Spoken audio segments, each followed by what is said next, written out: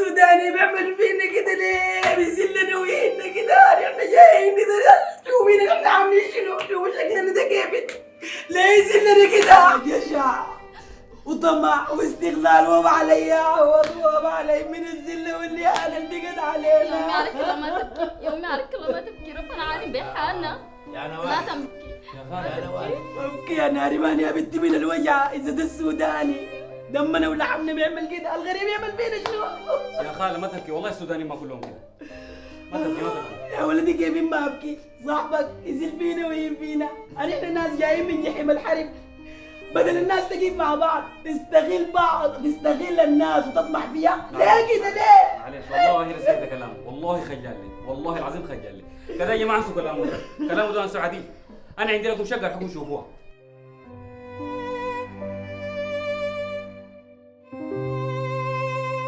تفضلوا يما نورتونا والله. تفضلوا. تسلم يا ولدي. السلام. تسلم يزيد فضلك. تفضلي تعالي بقى يا رشا. خش يما. ها يا ولدي. يا زوجي حسيت لكم غرفتكم ترتاحوا شويه. خشوا. تفضلي. تعالي بقى يا رشا. هنا؟ تعالي خشوا هنا. سمح يا ولدي. يا خير. ثاني يا ولدي شقة، ثاني شقة وثاني مرمطة وثاني زلة يا ولدي.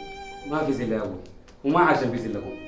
يا ابوي انا زي ولدك، اعتبرني ولدك. يا اخي ديل اخواتي وانت ابوي ودي امي، انا مستحيل اخليكم في وضع زي ده يا جماعه. لو ما وقفت معاكم بس اجيب معاكم 200، ودي لو كانت المفروض الناس تجيب مع بعض. ارحموا يا جماعه معايا، عملوها بركه بس. يا ابوي ما نمشي اي مكان، احنا بعد اللي سمعنا وشفنا ده ما عايزين نمشي اي حته، نطلع من الحته دي بس بكرامتنا. يلا انا لو قلت هخليكم هنا والله اكون كذبت عليكم. تمشوا معايا يا سيدي والله. ايوه يا ولدي. بس تمشوا تقوموا معايا. الا كده يا ولدي صاحبك ده صاحبك نستنى لما يجي يا اخي صاحبي خلى وش الناس تنتظروا ولا والله يا ولدي انا عليك الله. والله يا ولدي ما خلى. رايح يا يمه. والله يا ولدي ما خلى. خلى. والله ما بخليك ما بخليك والله ما بخليك. قوم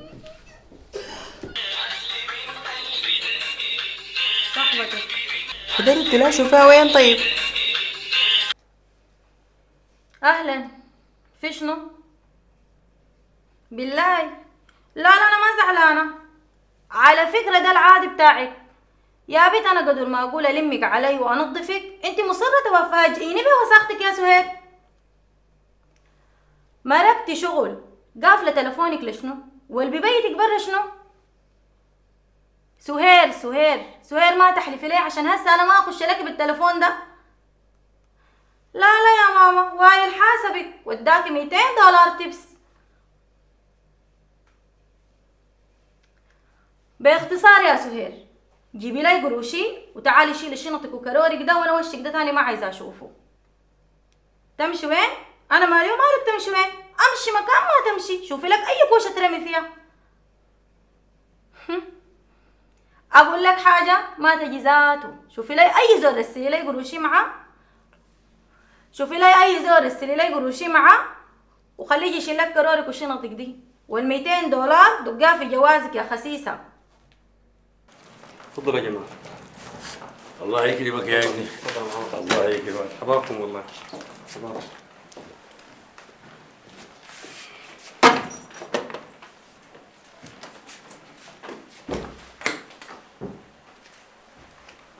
تفضلوا يا جماعه، ما تكونوا واقفين. بيتكم يا اخي، خذوا راحتكم. فضلك يا ولدي. ثواني بس وبجيبوا. الله يكرمك. خذ راحتك يا ولدي. هذه يا رشا يا بنتي ما شاء الله. ما شاء الله تبارك الله. عاد خالد ولدي ما شاء الله ما شاء الله ما شاء الله. واخويا امي من يوم وشاطر، بس الكريهه اللي اسمها هيام دي الصله ما تستاهلوا. بس جيبي لي سيرتها الكريهه ونايمه كمان قالت تقول ما عارفه انا جايين ده نوم السهر. هي لقيت العز ده تاني بصحيها شنو؟ اظن تاكل وتشرب وترسل لاهل المقطعين دي في الملابس والشنط. صدقتي يا بنتي، لكن كله فضلة خير ولدي، كله من خيره. هدوا بيت الجالوس وبنوا العماره ما بتشبهن، لكن اللي اصبروا لي بس. لكن يا امي ولك ذاته سايقون يمين يمين شمال شمال. بري وحاتك انت ما ساقوه الا بالفقره والكتابه، وهي سميره امها غير الفقره والكتابه بتعرف لشنو؟ ما قدام عينك انت محاسن الوداعيه قالت لي شنو؟ اي صحيح. قالت لي ولدك كاتبينه وشاربه كده في بطنه، لكن وحاتك كان اعمل لي غسل معده ما بخليه اليوم. اكيد ما بنخليه. بس ده شو القرف ده؟ وبعدين من الملابس المجدعة دي ظاهر على دي شقة عزابة. سجم خشمي شقة عزابة بقعدنا فيها شنو قوما يا بنات. يا أمي عليك الله اصبري، يا أمي عليك الله اصبري، الواد دخل جوا خليه يطلع ونفهم منه شنو الحاصل، وانتي كده تطمي وامسك خشمك ده عليكي. ما في أي مقارنة بين الشقة ديك والشقة المعفنة دي، هسه لو كان دفعتوا له 5000 كان خلانا قعدنا. ال5000 دي احنا نجيبها من وين؟ مالك انت ما عارفة ظروفنا وما عارفة البينة يا نوب؟ انت زولة غبية كده ليه؟ يا نوال كلكم ولا واحدة فيكم ما عايز ولا كلمة ما نسمع منكم. الزول ده خش جونا ما يشوف الحاصل شنو؟ ده شنو ده يا اخي المصيبة شو قاعدة في هذه هنا؟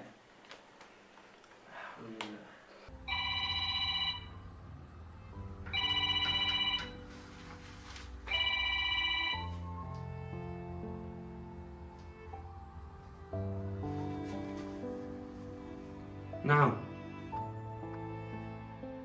أهلا يا سيدي، عارفك عين. يعني عندك عين لسه عندك عين تتصل وكمان تزعل منهم؟ يا زول ما تخجل يا أخي.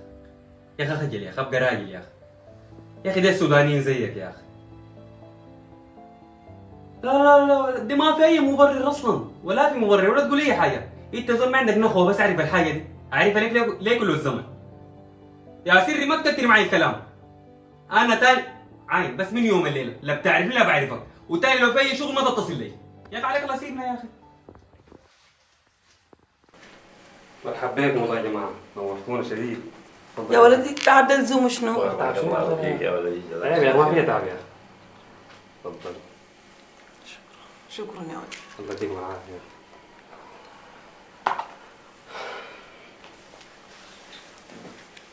الله كتر خيرك. ده يا ولدي انا عمك عوض، ودي خالتك نوال، ودي بنتي ناريمان، ودي بنتي نور. حبابكم الف والله، وانا اسمي وليد. شرفنا والله، الله يكرمك. من اولادين في السودان يا وليد؟ انا من ام درمان يا خال. يا سلام يا سلام يا ولدي، يا سلام على ام درمان. ما هو ده حال ناس ام درمان، الكرم والادب والاخلاق. الله يكرمك، ده من اصلك والله. اها، رايكم شنو في الشقه؟ طيب شنو يا ولدي؟ احنا ما عندنا فكره، احنا هو يوم واحد بس يوم الليله ده، والصباح بدي بنضرب لحسين اخوي بنمشي ان شاء الله. ما عندكم اي مشكله، البيت بيتكم، واخذوا راحتكم. والله يا ولدي انت ما قصرت معانا، كمان الشقه دي باين عليها ما قاعد فيها براك، فما دارين نضايقكم. ليه يا اخي ما تقولي كده، عيب والله. الشقه دي اصلا قاعد فيها انا وصاحبي، وعندنا شقه ثانيه فيها صاحبنا. بعد يجونا هنا من السودان بنقوم طوالي نطلع نمشي الشقه دي عشان هنا ياخذوا راحتهم، وانتوا زي هنا يا اخي. الله يكرمكم يا اخي. والله يبارك الله فيك، لكن يا ولدي الشقه دي احنا دايرينها يوم واحد. حساباتها حسابات شنو يا خالي يا اخي؟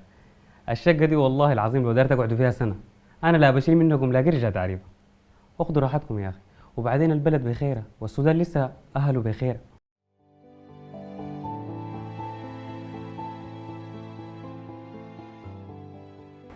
يا ولي كيف الاخبار؟ تمام؟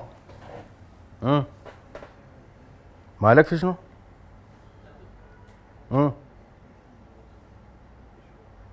يا زول والله ما تكون صاحبي لو ما عملت كده. مبروك يا زول، ما في مشكله. يخسر اذا زول اهبل ساعه يا زول ما يشتغل به. هاي ما مشكله يا زول، نمشي نقعد مع نادر في الشارع بنقعد، ما مشكله. طالما قلت اوصل خليهم يخشوا طوال، ما في مشكله. تمام. ونادر ذاته دقيت لك قبل شويه جاي على القهوه، بس جيب لي معاه غيارات كده في شنطه، حتيجي تلقانا نادر ذاته قاعد معي. يا ولد تعوير ولا شنو؟ انا وانت واحد يا اخوي، انت اخوي الصغير يا زول. ما هاي بس تمام خلاص ظابط. يلا انا مستنيك. تمام يلا حبيبي. وكله كوم يا خالد يا ولدي، والاستغلال كوم تاني. ناس الاقاليم عملوا البدع، والعجب ناس مدني. بخيتة جارتي مشت مدني، قالت لك البيت اللي ب60 طيروه 600 طوالي، والشقق ديك عاد بس عشان اسم شقه. مبالغه بقت 900 ومليار في الشهر. لا حول ولا قوة إلا بالله العظيم، ربنا بس يفرج الكربة دي. يا أخوانا الحاصل شنو؟ يا أخي الناس بدل تقف مع بعض وتآزر بعض وتشيل بعض، يحصل العكس، تستغل في بعض وتاكل في بعض. لا حول ولا قوة إلا بالله، بس ربنا يفرج الكربة دي. والله يا خالتي سعاد ما كلهم استغلاليين، في ناس كثيرة في الأقاليم فتحت بيوتها للناس الجاية من الخرطوم. الفتحوا بيوتهم فتحوها أول شهر بعد ده جابت لها صرصة وشوش وليان خشم طلب بالبارد يا اختي. ما سمعنا بناس طردوهم يا رشا. اكيد تسمع بين حبيبتي وانت هنا. يما ما حكيت لك بناس هذيل صحابتي اللي كانوا نازلين معاهم حصل معاهم شنو؟ حصل معاهم شنو يعني؟ قال لنا عندنا ضيوف جايين لنا والبيت ضيق ما بيشيل فلازم نشوف لكم بيت اجروه. والله يا رشا ما كل الناس واحد، زي ما في نماذج كعبة في نماذج كويسة وفي ناس كتير قدمت مساعدات. يا اختي نماذجك الكويسه دي نحن سمعنا بيها ولا شفناها. نحن مما مرقنا من الخرطوم لحد ما وصلناكم هنا غير الشيء الكعب ما لاقانا. وقولت يا ناس الخرطوم مليتوا لنا البلد دي يسمعوك لها كده فيها دارك محل ما تقبل. قلت لهم يا حليله يا حليله الخرطوم اللي كانت لم البلد والبلدين مخير الله علينا. والله يا خالتي سعاد ربنا يصلح الحال، لكن انا بعرف ناس كتير في الاقاليم دي شالوهم في عيونهم. انا ما نسيت يا اختي، انت ما من الاقاليم عشان كده بتدافعي عن الناس الاقاليم. ما كده يا خالتي سعاد، بس الواحد ما يعمم، اصابع اليد دي ما واحده. شوف عيني عندكم بقت واحده وكلكم بقيتوا واحد. يا امي شوف الفراق ده ما عجبك ولا شنو؟ فراخ شنو يا ولد اللي بيعجبني؟ من 200 اكل المطاعم بيعجب لو كان فراخ ولا غيره. بيعجبك للبيت يا خالد يا ولدي لما البيت تكون فيه مرة قادرة ترفع حلالة وتنزل تطبخ الشد. مالك قمت يا هيام يا بنتي؟ شبعت يا خالته.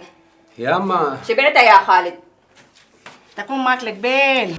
يا معلم بضرب ليك ما بترد ولا دار ترجع هذول مالك انت في يا اخي عارفين زي ما قاعد قلنا نايم شنو بضرب لك حركات الدين كل مره في القصص دي ولا شنو؟ طيب ما رجعت مالك شفت المكان وين ما شباب كيف الاخبار؟ واللي يلا كيف كويسين؟ هو شنو؟ كيف الصحة تمام؟ تمام والله من قبل يا زلمه.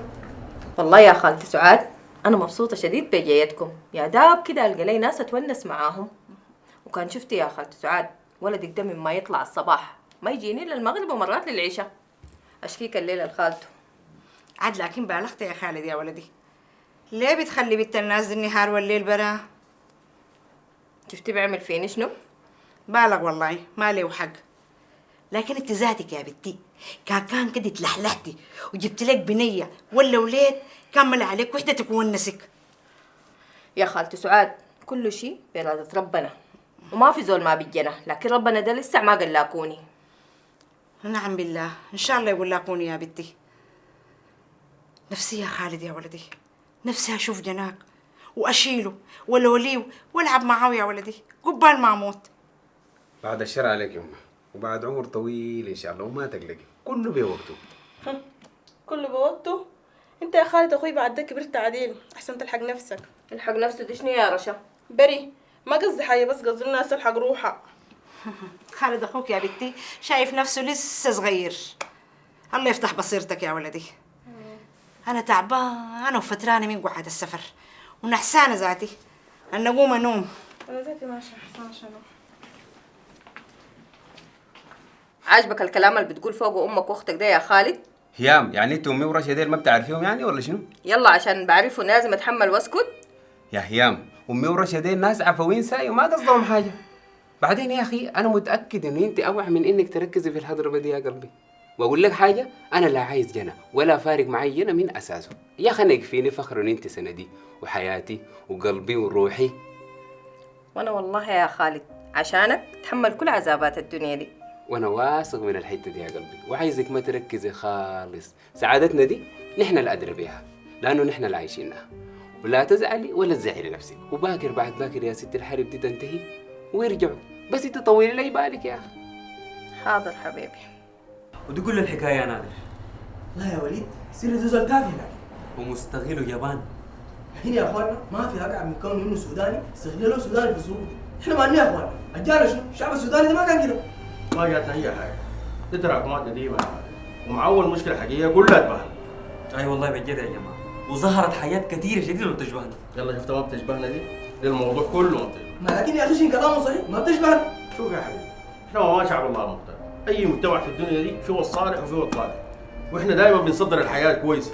عيوبنا ما قاعدين نطلعها ولو ما طلعت عيوبك وواجهت عمرك ما حتطلع. لا يا عم كلامك صح. هات ربنا يصلح على البلد بس. اللهم امين يا رب يا رب يا رب. قلت لك يا نادر انت موضوع شقتك دي كيف يا ابو؟ شقتي غريب عليك يا وليد ولا شنو؟ انا اصلا بفكر في الموضوع ده شيل وطوالي نمشي البيت. الله يدي المحريه فيك يا صديقي. يا زول قدام على بركه الله. ما داير غير كده ذاته.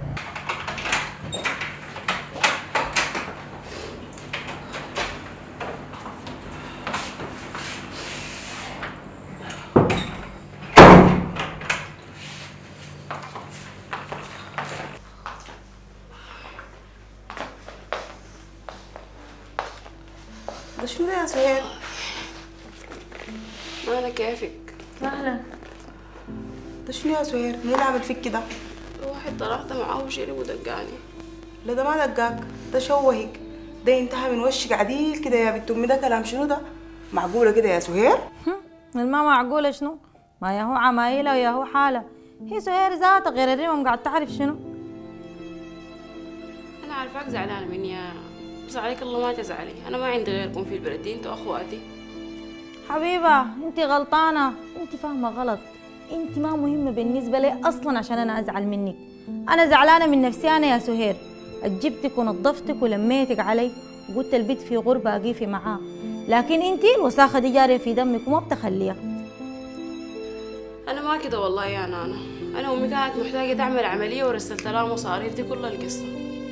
محتاجة، لكن انا قاعدة اقصر منك في شنو يا اختي؟ ما شغالة مرزوعة راكدة جوا، مصاريفك ماشية، لكن انت الحقارة والتفاهة تخليها لمنو؟ عليك الله ما تزعلي مني وسامحيني. خلاص يا نانا سامحيها المرة دي. يا زولة لا بسامحها لا ما بسامحها. الزولة دي تخش جوا وتشيل شنطة وتشيل كرورة جوا ده، وحتى القروش ما لازماني، ووشها ده انا ما دايرة اشوفه. شوف لها اي كوشة تمشي تترمي فيها. ما تزعلي يا سهير، انت عارفة الشيخ قلبه ابيض والموضوع ده هسي حينطفي، لكن انت يا سهير ذاتك كترتيها. وشنو حركاتك الطوالي دي؟ انا ما عندي حركات والله، كل القصه انه امي كانت عيانه ومحتاجه مصاريف. بس ما تزعلي نفسك، رح جوا انا عالج وشك ده وبعد ذاك الموضوع ده بيتحلى.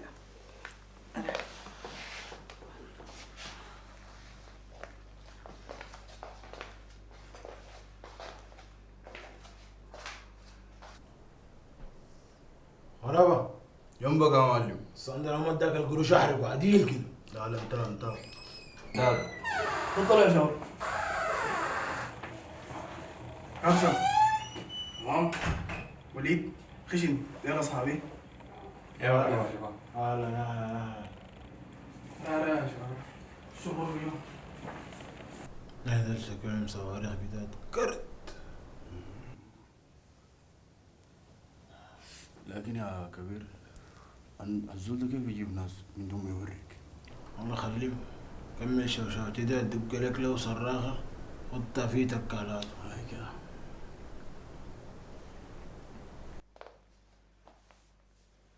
يا نانا سهير دي بنت مسكينة وغلبانة وشفتيها هسي حالتها كيف وجاية مدقوقة. سامحيها عليك الله وخلاها تقعد في البيت. اصلي ما بسامحها، ترجع مكان ما كانت، اصلا ما بتخش عندي تاني. عشان خاطري انا لو عندي خاطر حتخليها قاعدة. خلاها القروش الشالتة دي تنفعها. هي نانا يا اختي، لكن ما انت عارفة القروش الشالتة لموضوع عملية وامها عيانة وانت زولة قلبك كبير والمواضيع دي ما حتفرق معك كتير وما بتهمك. ما مشكلة يا بطة، المرة دي عشان خاطرك بمشيها، اقسم بالله يا بطة، لكن تعيدها انت وهي الاتنين في الشارع. حاضر على ضمانتي انا. تمام يا معلم الغرفة دي ما بتشيلنا والله. واللي؟ لا ضيق قاعدين صراحه كده، ضيق. بنمشي نأجر ولا شنو؟ تأجروا؟ انتوا مجانين ولا شنو؟ تأجروا كيف يعني؟ السرير ده بشيلكم انتوا النفرين، خمسوا مع بعض، انا بجيب لي مرتبة وبنوم بابي. وليه تنوم في الغيط اصلا؟ يعني انا نوم الارض غريب عليها وليد ولا شنو؟ كده ده موضوع نسمع كلامك. ده شنو الناس البرة ده؟ دي شنو الاشكال دي يا معلم؟ انا يا اخي شنو الناس البرة دي شفتها؟ الشباب اللي كانوا معي سافروا، كلمت واحد من الشباب قلت له يا اخي داير لي زول يسكن معي. جاب لي العارض ده. والله تستاهل فرعون، شفتها؟ فرعون يسكن معاك، خلي ده يا زول، نحن قاعدين معك 24 ساعة، وبعدين انت تقول الشقة خلاص دار تخليها، نحن ما قاعدين، تعال اسكن معانا. والله يا وليد كله له خير، الموضوع ده حصل لخير، اقلها الناس اللي جو من السودان ده بس اللي لهم محل ينزلوا فيها. برضه ده ما بر، دي ما اشكال تسكنها معاك. الأشكال- زول والناس يا اخي. الاشكال دي يا اخي شيء انا ما عندي معاه اي تفاصيل، كل اللي بينه وبينه اخر الشهر بدوني قروشي بدفع للمره دي ايجارها بس. احسن والله برضه، وبعدين عين عمك طلع بياي تشيل الشنطة وتيجي تسكن معانا. طوالي. وريتك انا، لانه الاشكال البرة دي انا ما مطمن لها، وبعدين بترجع لكلامي بتقول وليد قال، وريتك. يا زول كله له خير، كده انا هسه اقوم اظبط لنا كوبايه شاي ظريفه كده نجي نكمل. ايوه هذا ما بيطول.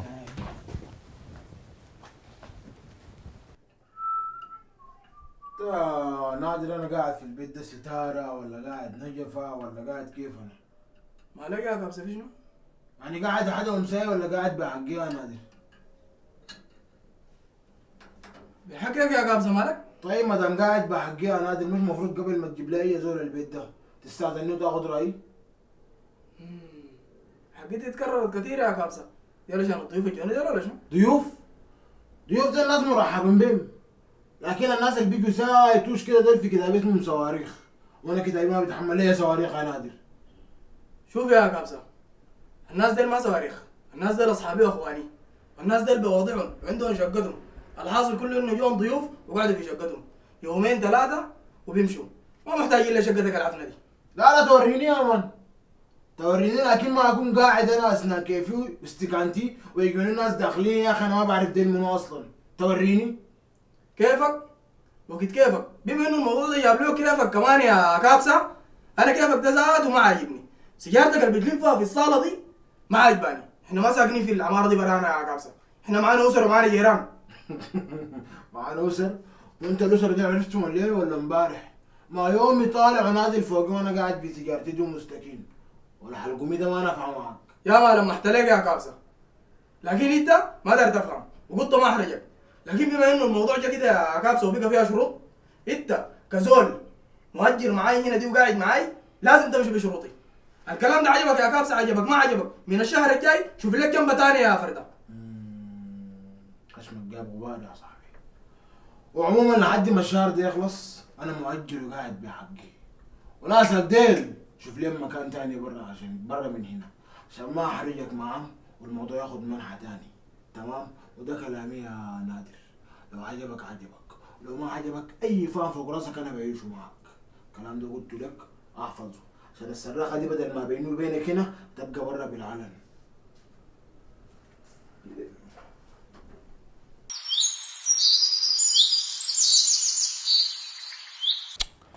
هذا كلام شنو يا جماعه دي يا اخي؟ الشقه دي مسكونه ولا الحاصل فيها شنو يا اخي؟ يا اخي معقول يا اخي؟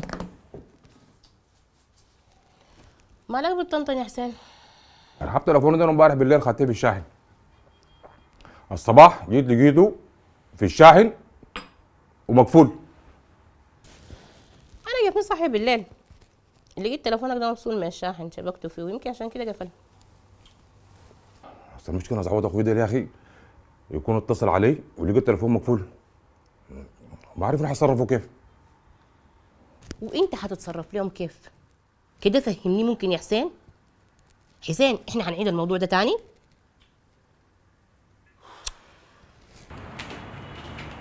حسام يا ولدي انت قاعد تتفرج في التلفزيون وما عارفه الحاصل شنو؟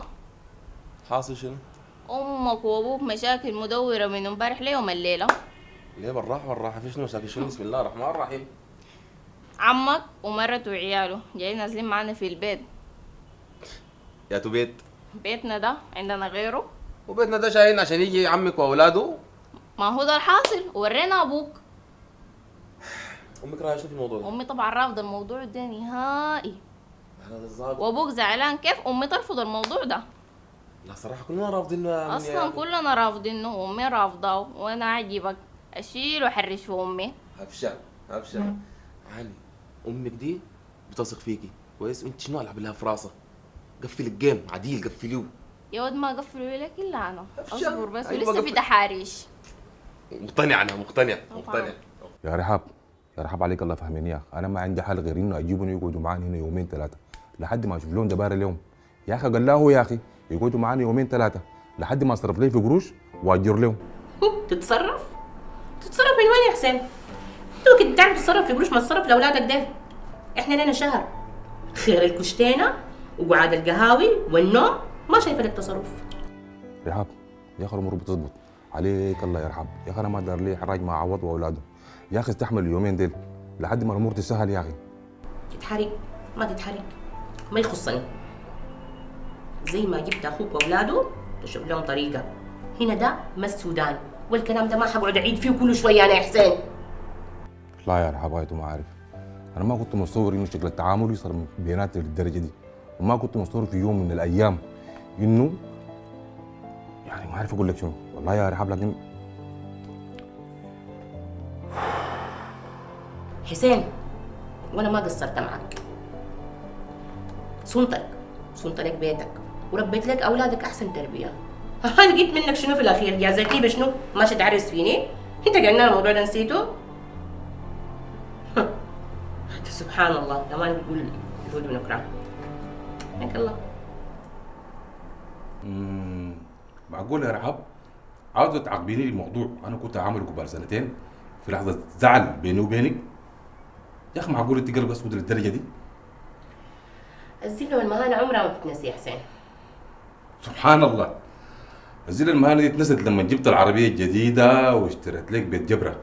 بعدين تعالي هنا، انت عاوز تحصل بتتنكري له ده وقت خلافاتنا وزعلنا، اللي كان بيجيبك لي منو؟ واللي كان بيرجعك منو؟ يا اخي قلاه يا اخي، عطر له الجميل ده يا اخي. هي دقيقة، أنا ما عندي زول من أهلك عامل لي جميل عشان أطراه له، وبعد ذاك الكلام يا حسين وتاني ما بقوله، أخوك ومرته وبناته يشوفوا لهم بيت غير البيت ده. الموضوع ده حد هنا اتقفل وانتهينا. خير يا بنت التوم، خير. خيرين. الراعي الذهبي لهذه الحلقة.